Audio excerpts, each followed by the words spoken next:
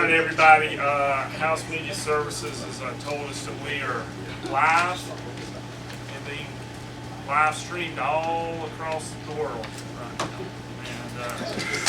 And so we are now ready to convene the special committee for access to the civil justice system. Two important measures we're going to take up. We announced earlier this morning at our meeting that we would be moving forward on two measures today. Still waiting for some copies to be made of House Bill 1101. There is a substitute coming, but on House Bill 1121, Chairman Estration's bill, we do have a committee substitute that I believe everyone on the committee has a copy of. We've taken testimony.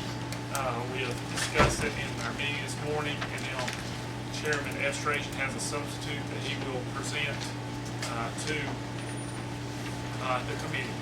We'll be working off LC 412505S. Chairman Estration. Thank you, Mr. Chairman. So the substitute has three major changes. The first is on line 16.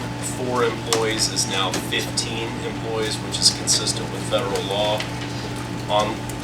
Between lines 44 and 45 in this substitute, we've removed what was the B provision, which was employer liability. And then finally, the statute of limitations, which is on lines 47, went from, in the substitute, 2 years to now 1 year from the date of each incident or within 180 days from exhaustion of all procedures provided for by an employer. So with that, I'll be happy to answer any questions from the committee. Since we don't have a screen for me to look at, if anybody has a question, just kind of throw your hand up to me. I see Representative Oliver. I believe that this bill should move forward. I will say this, though, the hardest thing in politics for me is to know when to walk away from an incremental, insufficient step. This is more than an insufficient step, but it's clearly not what I would choose. I think that the benefit of having a cause of action against a supervisor, a manager, is going to make the responsible corporations, which is most of them, intensify their training and intensify their messaging to employees, and is going to put some people personally liable for bad behavior. So, Mr. Chairman, I appreciate you hearing this again, and I'm willing to support it, and we'll be looking for opportunities in the future to bring the employer back into the position of responsibility, legal responsibility, at a point where we have a greater consensus on that matter. I appreciate those words and certainly understand. I know you understand that here we certainly do have to move in an incremental way at times. I believe it's important for this measure to move forward and for us to help drive and influence changes of training in terms of employees, and also making sure that those supervisors and other co-employees are vigilant in their actions. Any other questions? No other questions for the author of the measure. The bill is now before the committee. What's the committee's posture? Move to pass. Second. All right, we have a motion and a second. Any discussion or amendments? All right. Hearing none, we'll now call the question. On LC 412505S, the committee substitute to House Bill 1121. All those in favor say aye. Aye. All opposed, like sign. All right, the bill will now move on to rules. Hang with us as we finish up printing the substitute to House Bill 1101.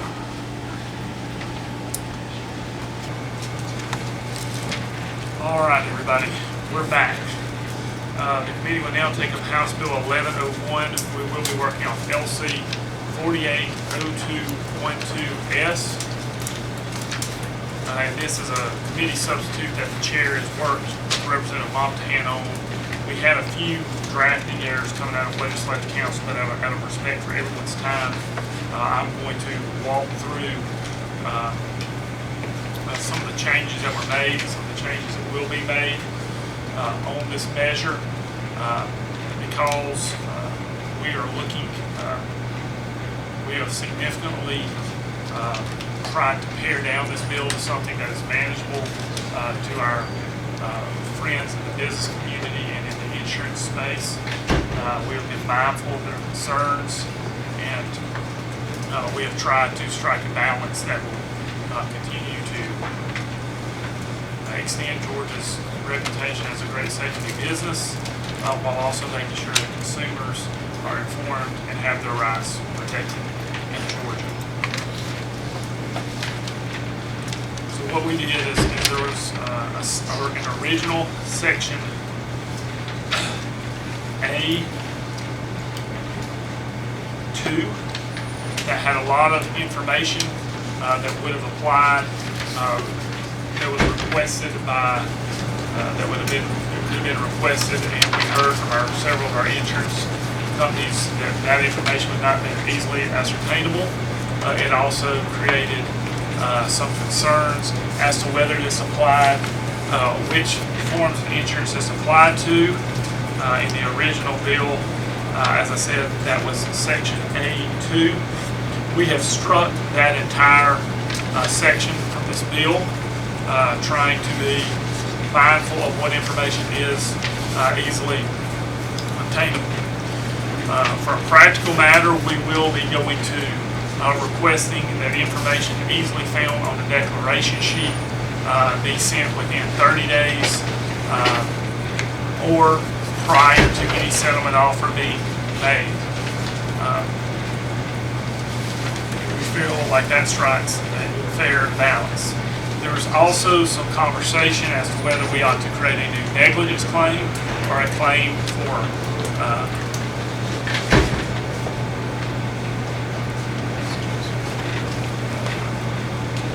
whether we should create a claim for negligence or for equitable relief. As the chair mentioned earlier today, I had concerns about adding that, those two forms of a claim or relief, and so we are striking a negligence claim will only be able to exist a claim for bad faith. So that is what the proposed measure will do now. I'm going to need to make some amendments to reflect our intentions, but the bill is now before the committee, and I would like a motion. We have a motion. Do we hear a second? We have a motion and a second. The chair is going to walk through two sections of the bill where I see changes that need to be made from drafting errors, and they're in two sections of the bill, and I'll just take the whole thing as someone's proposed amendment. Starting on line 15,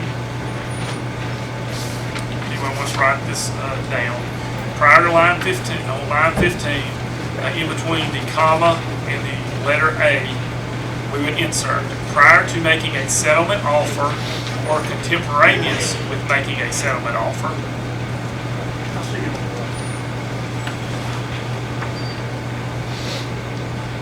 Then on line 16, in between information and within, we would insert the word or. We would strike the word, the number 14 and insert 30. So that would be the first amendment that the chair would like to hear a motion on. Offer them. We have a motion. We have a motion and a second. Any discussion about the amendment? All right, hearing none. All those in favor of that amendment, make me know by saying aye. Aye. All opposed, like sign.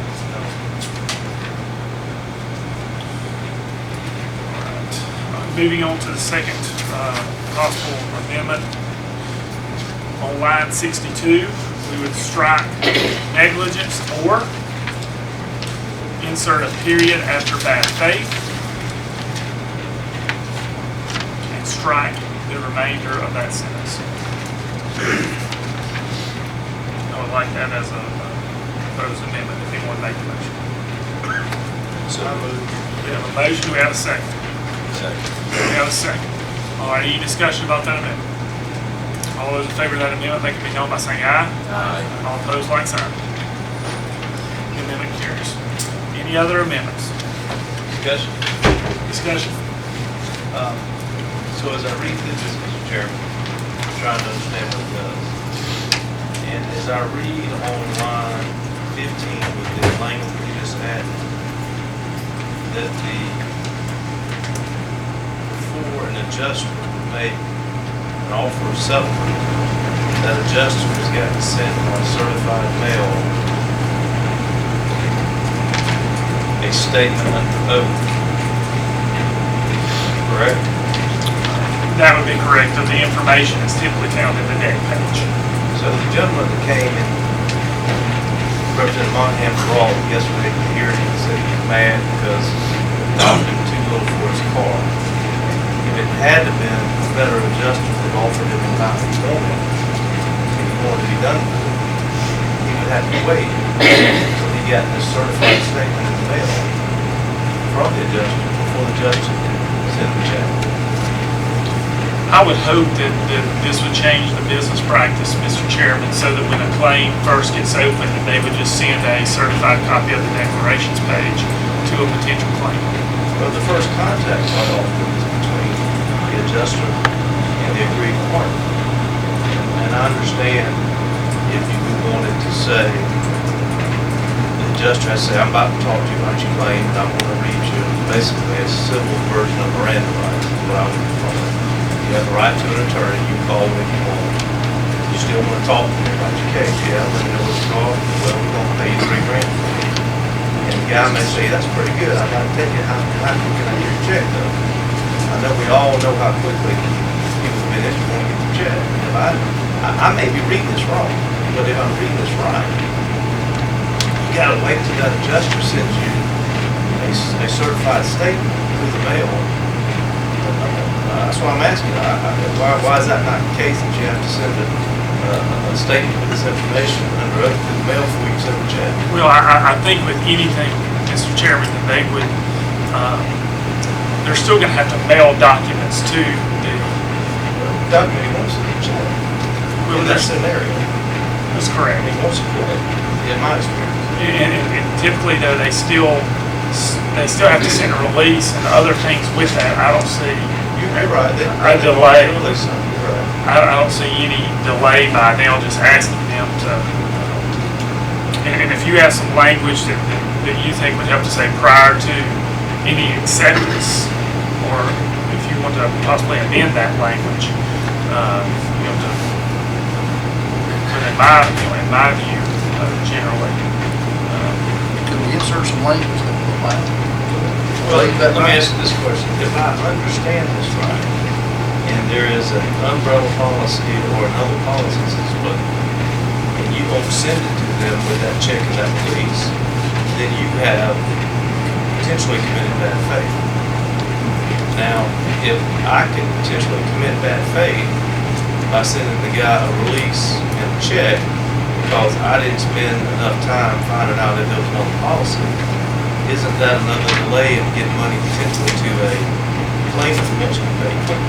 well, I think it's also making sure that they're providing proper information for a claimant to make an informed decision. Well, and I'm with you on that part. I understand your logic on that, and that's why I'm saying if he had to read a statement, for example, over the phone, when we had that first conversation, almost like a Miranda rights, the term I would use, that to me would make at least more sense than it would having to wait to send this guy something in the mail, or if, like you said, when you send his $3,000 check and a release, you can send all this other stuff. And let me maybe clear some things up. The deck page could be sent regular mail. The certified mail reference is if only speaks to the claimant sending by certified mail. Well, I thought the person who had to, on line 20, make a statement under oath, which contains the information under number 2, and on line 29, coverage limits, and so forth and so on, that's got to be done by the insurance agent, and he can't. But he doesn't have to send that by certified mail. They just, yes, they will have to. Line 16, it says certified mail is actually. It says a claimant or claimant's agent, the following information, or within 30 days of receiving by certified mail. How must then the insurance agent, in my example, transmit this information to the insured. They generally just send it to you regularly. And this does not change that. That's correct.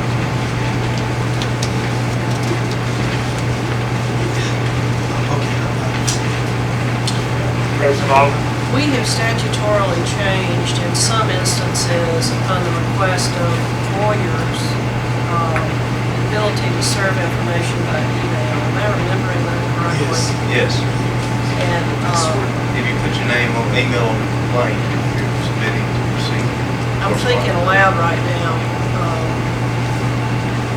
the way the business world has moved for both plaintiffs and defendants, is email is standard course, and I wonder if there's any benefit at all, I'm not suggesting there might be, to add at the request of the claimant, information received by the that would certainly solve for many people, not everybody, what you're talking about is a long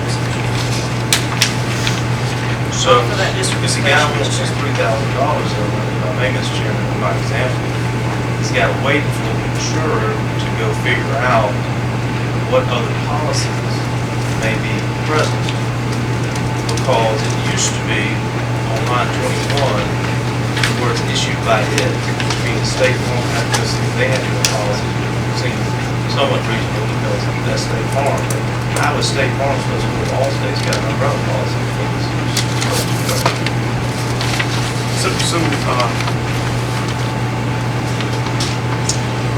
So I'm sorry, I guess you're referencing line 21? Well, under line 21, in other words, as I read this, before you sell a plane, you gotta get certain information. You know, we don't- struck a large portion of that from the deal. You did, but Yes. it's still, you still got information you gotta give under a bad faith standard that you're Which- susceptible to, you know? Which, if we Well, get, I mean, you gotta give 27, line 28, and you gotta give line 29 through 31. I thought you had to give other insurance. that was the piece of the bill that we struck, Mr. Chairman. So there's no longer any requirement to give, All you have to, with regard to each known applicable policy, just those that are known. well, an applicable policy would be one issued by all states.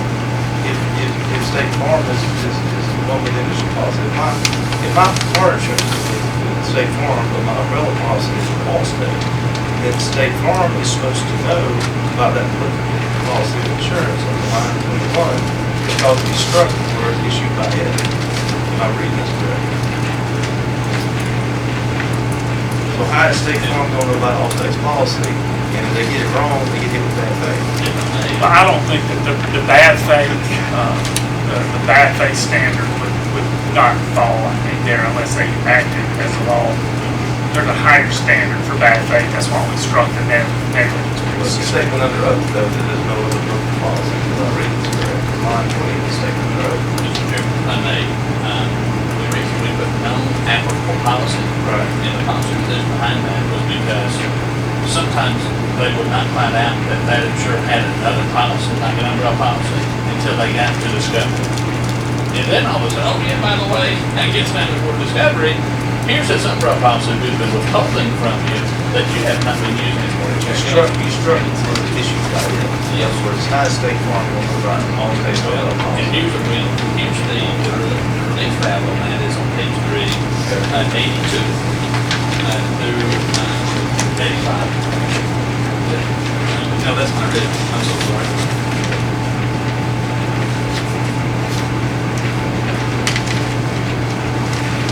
Okay, the 63 on the LCS is 63 through 66.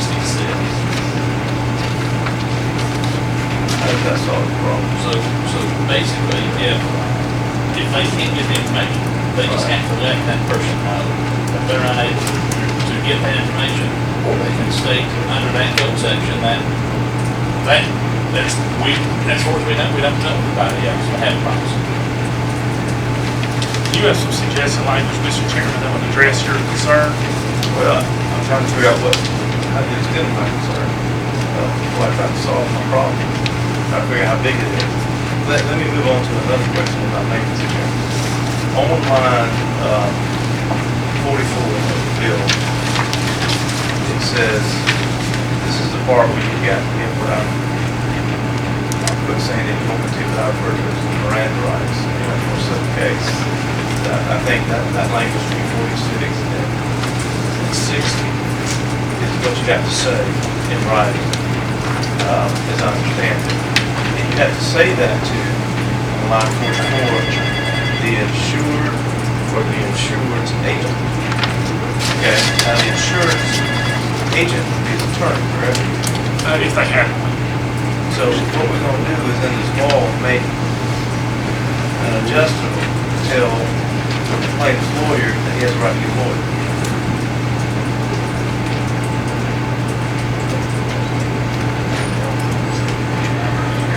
Well, if you're concerned there, we could just strike or insurance agent. I'd be glad to accept that as a friendly amendment. Let me read that and see what it does to the rest of it.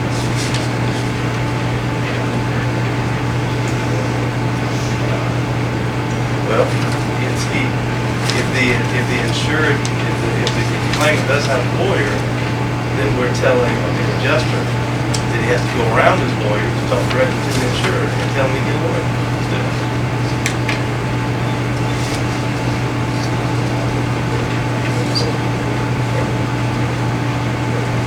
So a question for Chairman Fleming, what is the harm that the lawyer, if the lawyer is the agent, receiving a letter advising that the Then you go get a lawyer. What's the harm? It's kind of ridiculous.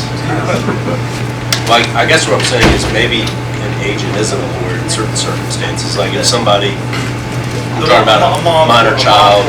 Sure, yeah, and there might be other circumstances where the tenant would fit. I agree with that. And so if you somehow excluded an attorney from this representative, you would satisfy that no problem. So where and how you exactly do that on the fly, I'm not sure. I can study it. I just have one question. What is the public policy concern that we're trying to cure with this bill? Because I practice this type of law, and this right here, no disrespect to Mr. Arthur, but this will slow down the process tremendously where you already have mechanisms in place to take care of the concerns that you have. A lot of things are done via fax, a lot of things are done via email, and this bill would pretty much change the way cases are handled as far as personal injury cases, automobile accident cases, and premise liability cases by just this language. And I don't know if you ask any trial lawyer if they would be on board with this type of language. Well, I will say that nothing in this bill changes how you can send information to and from. So I don't think that there's as much of a concern in terms of being able to, any way that you're able to communicate this information today, there's no changes in that measure. If that addresses some of the concern. We still want the information to flow freely. What we're trying to do is to prevent what I'm sure you've seen in your practice, because I know it exists out there. There's times where individuals are pressured into a quick, without fully understanding the circumstances. We're trying to help the consumers who may have a claim fully aware of the value of their claim and not allow them to be rushed into a particular. I think that's the author's intent. I don't think there's anything where he's looking to make things more difficult or harmful to an aggrieved party. If Mr. Chair, you don't mind, just Yeah, absolutely. a question.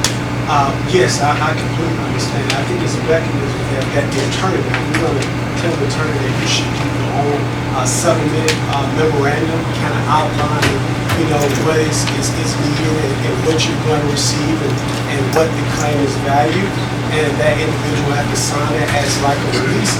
Maybe that, but this right here, with the notice piece and the oath piece, I think that's just, with all due respect, Mr. Chairman. Yeah, absolutely. Chairman, may I ask another question? So, I have one more question, and then I'm gonna have a suggestion. I'll tell the chair what it is before I make the same thing about it. But on page 60, excuse me, on line 62, that's what we're looking at there, is the bad faith. In other words, if you don't comply with everything we just talked about, there'll be some sort of bad faith. Is that going to, a couple questions about that, is that going to revert back to the other bill, the bad faith damages to be up to 25 grand or 25%? Bad faith is proof. The bad faith is For you, that would be for UM, also, there's a different standard for. I think I know the answer to the question I'm about to ask, but I want to make sure the mind's in the right place. How does one commit bad faith by not complying with what we understand?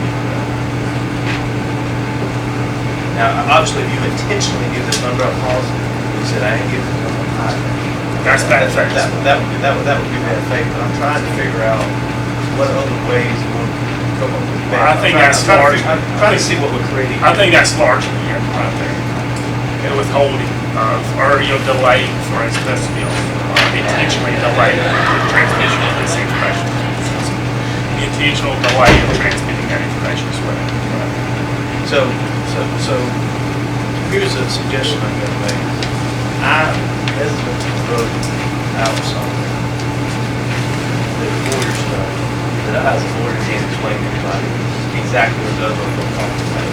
And I feel like we probably could do something, what you're trying to do it here, with some time, reflection, and working with things. To keep this issue alive, what I intend to offer, and if the chair will allow, is a line 14. We do what we did with the bad faith bill.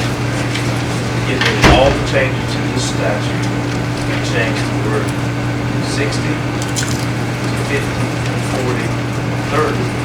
That way you're requiring information quickly, which in today's fast-moving society should be easier to do. And then the bill moves forward.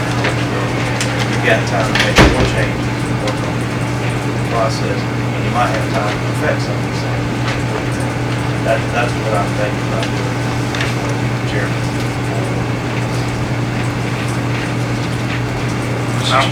I appreciate that. Mr. Chairman, can I ask a question? Yes. It came up in testimony that this, I think the intent is to be aimed at auto liability, but this may extend to medical. We struck the concern that they had that some of the information you were asking for wouldn't be relevant for bad mouth or other claims. We struck that section from it. So it will actually take you impact. Mr. Chairman, if I may. We want to kind of focus on this over here, which is the 30-day. That's good, that's important. That's a policy decision we're trying to make. But the broader scheme here is the fact that constituents, including one of our own, are being called on to make decisions that adversely affect them. Right? That's the broader policy discussion that we're having. And that is the fact that we have folks that are being caught on the phone and being told things that just aren't true. Things that are whole crime, misleading information. Things like we're going to close your client. You don't have any rights beyond this process right now, which is why I'm trying to make sure that consumers in the state who pay hundreds, if not thousands of dollars a month for insurance are reminded of what those policy limits are, what the rights are under state law. Because the advantage is with the insurance company who has somebody who constantly goes off or potentially goes off these people. And I'm trying to protect this church. May I make a statement of agreement? Your Honor? We would, and I think we're going to call the question. I agree with what you're trying to do. And I don't mind working on something to do that. I think changing, leaving everything alone, changing the 30 days to 60 days would be a step in the right direction potentially. And then you keep alive the ability to perfect this. I'm just uncomfortable voting for the whole thing right now because I'm not sure in my mind exactly what all it is. It's 60 to 30. Is That's not what I said. I mean, 600, yes, but. Mr. Chairman, we have before us a motion to pass 1101 that has been amended in 2 ways. That's the motion. That's right. If I could just say something, there's many different components to this issue, and we've heard a lot of different areas. Something that was discussed in committee was, the testimony was, if just no reply comes, so the request is made, there's just no response. The only avenue for redress is a complaint to the insurance commissioner's office, which has to be investigated. The ultimate sanction is only $5,000, which $5,000 is a lot of money, but depending on the case, it might not be consistent with the amount of the breach. And so I'll just mention, that's really the area where I've been focusing in this regard. How is that issue being addressed? Because I know 95+% of the time that doesn't happen, but when it does, I think that Georgia need to be protected in that regard. So as the bill moves forward, I'm just encouraged to look at that issue. Change 5 to 10. We could consider that in a separate bill. We're going to call the question on LC 480212S, committee substitute as amended, House Bill 1101. All those in favor, make it known by saying aye. Aye. All opposed, like sign. No. By ruling of the chair, the bill passes.